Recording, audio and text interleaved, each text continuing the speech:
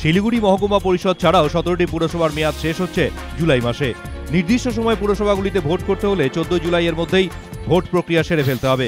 রাজ্য নির্বাচন কমিশনার মীরা পাণ্ডে মঙ্গলবার জানান, সরকার কবে ভোট করাতে চায় তা জানতে চেয়ে 3বার চিঠি দিয়েছি, 2বার বৈঠক হয়েছে, কিন্তু এখনো কোনো সাড়া পাইনি। নিয়ম অনুযায়ী জুনের প্রথম সপ্তাহের মধ্যেই ভোটের বিজ্ঞপ্তি জারি করতে হবে। আমরা নির্দিষ্ট সময় ভোট করাতে চাই, এটাই উচিত, কেননা এটা নাগরিকদের গণতান্ত্রিক অধিকার। কেন সরকার পুরভোট নিয়ে আগ্রহ দেখাচ্ছে না?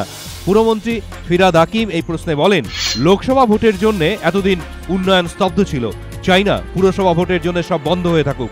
পুজোর পরই আমরা এ ব্যাপারে সিদ্ধান্ত নেব। নির্দিষ্ট সময় ভোট করানোর দাবি নিয়ে বিজেপি মঙ্গলবার দেখা করে রাজ্য নির্বাচন কমিশনারের সঙ্গে।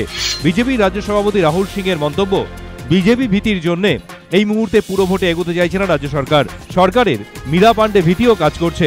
ভোট পিছলেও সরকারের কোনো লাভ হবে না, কেননা আগামী দিনে বিজেপি হাওয়া আরও গতি পাবে। প্রথমে বেনজির নিরাপত্তায় আদালতে পেশ, তারপর সংবাদ মাধ্যমের নজর এড়ানোর চেষ্টা।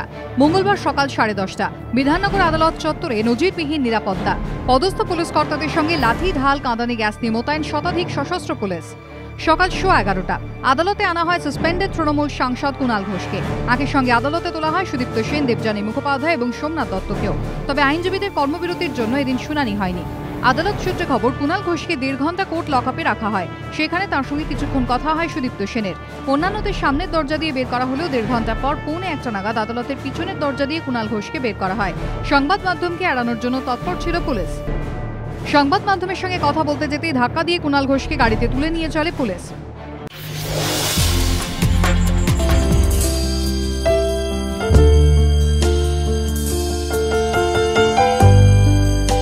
অপু অমলের মতো তার চরিত্ররা কবি স্বভাবের।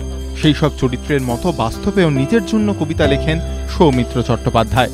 ছাত্রজীবন থেকেই প্রেম, কলেজ স্ট্রিট, কফি হাউস কবিতা আষ্টেপৃষ্টে বেঁধেছিল সুদর্শন সৌমিত্রকে। তারপর ক্রমে অভিনয় জগতের সাফল্যের চূড়োয় পৌঁছেছেন তিনি। তারই মাঝে সময় বের করে সত্যজিতের অপু লিখেছেন অজস্র কবিতা। ফেলুমিত্তিরের মগজাস্ত্র আর বাস্তবিক হৃদয়ে জন্ম দিয়েছে অনেক কবিতার। সেই সমস্ত সৃষ্টি নিয়ে সৌমিত্র চট্টোপাধ্যায়ের কবিতা সমগ্র আনন্দ পাবলিশার্সের উদ্যোগে প্রকাশক সিগনেট প্রেস। কিন্তু কবিতার জন্য কি করে এতটা সময় বের করেন স্টার সৌমিত্র? কৌতূহলের জবাবে সত্যজিৎ রায়ের প্রসঙ্গ টানলেন তিনি। বই প্রকাশ করে কবি শঙ্খ ঘোষের বক্তব্যেও সৌমিত্র চট্টোপাধ্যায়ের সম্পর্কে সেই বিস্ময়বোধ। কবিতার প্রতি অভিনেতা সৌমিত্রর সহজতাকে তারিফ করলেন শঙ্খ ঘোষ। উৎসাহ, উদ্দীপনা, আবেগে ভাসছে ফুটবলের দেশ। আর মাত্র কয়েকদিন বাকি ব্রাজিল বিশ্বকাপ। তবু তারই মধ্যে ধিকি ধিকি বিক্ষোভের আগুন। বেহাল অর্থনৈতিক পরিস্থিতিতে বিশ্বকাপ আয়োজনের বিরোধিতায় লাগাতার চলছে আন্দোলন, বিক্ষোভ। গত সপ্তাহে সাও পাওলো সহ দেশের অন্তত 50টি শহরে চলেছে বিক্ষোভ। ফুটবলের মহাযজ্ঞের আগে এমন ঘটনায় যার পরনায় ক্ষুব্ধ ব্রাজিলের ফুটবল কিংবদন্তি পেলে। এই ঘটনা ফুটবলের ঐতিহ্যকে ধ্বংস করছে। পেলে বলছেন, আমরা জানি বিশ্বকাপ উপলক্ষে যে সমস্ত পর্যটক ব্রাজিলে আসছেন তারা প্রত্যেকেই নিজেদের নিরাপত্তা নিয়ে চিন্তিত। এদেশে আসতেও ভয় পাচ্ছেন অনেকে। এভাবে চললে দেশের ফুটবল ঐতিহ্যই ধ্বংস হয়ে যাবে।